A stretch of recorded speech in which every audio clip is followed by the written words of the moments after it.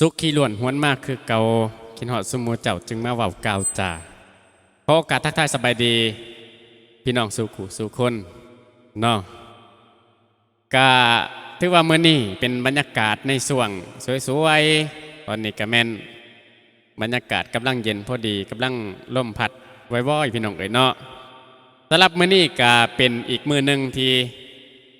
มาเฮ็ดผลงานเพลงเป็นคลิปวิดีโอให้พี่น้องได้เบิ่งได้ส้มกันทาง YouTube เนาะกะอย่าลืมได้พี่น้องเด้อฝากไว้ในกันแล้วกันเด้อเนาะมื้อนี้กะคือเก่าคือเดิมพี่น้องผู้ขาเบาโตนมื้อนี้ก็มีผลงานเพลงงานล่ำขออนุญาตทั้งเจ้าของเพลงเพิ่นเด้อเนาะลูกหลานศิลปินทินสองคอนนำกันเนาะทั้งยาไอคำสว่างสิงห์วรเดชเพิ่นว่ามื้อนี้ก็สิขออนุญาตหยิบผลงานเพลงเพิ่นมาขับห้องให้พี่น้องได้ฟังกันเนาะกับบรรยากาศผลงานเพลงตอนนี้สาวเมืองสวรรค์เนาะและก็เพื่อเอิ่นว่าส่งเสริมการท่องเที่ยวแต่ละหม่องแต่ละที่บางคนอาจสิหูบางคนก็อาจสิบ่หูเนาะก็ถือว่ากดไลค์กดแชร์ทั้งช่องจันโป้เด้อช่อง YouTube เพิ่นเนาะก็สิได้ฝากติดตามแล้วก็ลงเร็วๆนี้แหละเนาะว่าเป็นการซักษาเสียเวลาเว้าไปหลายมันก็สิยาวสิยืดพี่น้องเอ้ย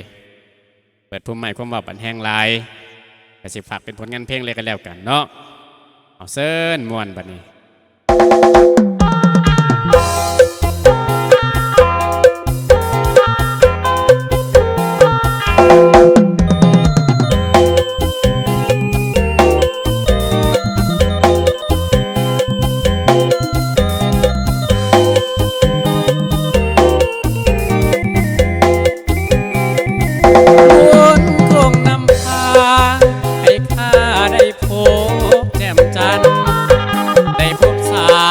เ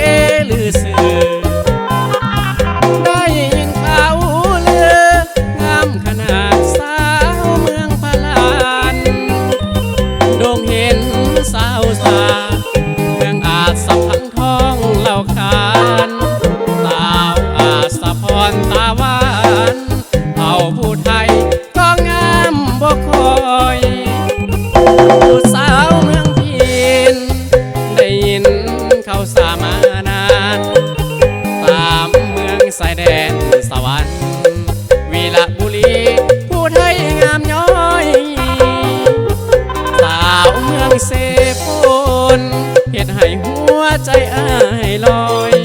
สาวเมืองนอง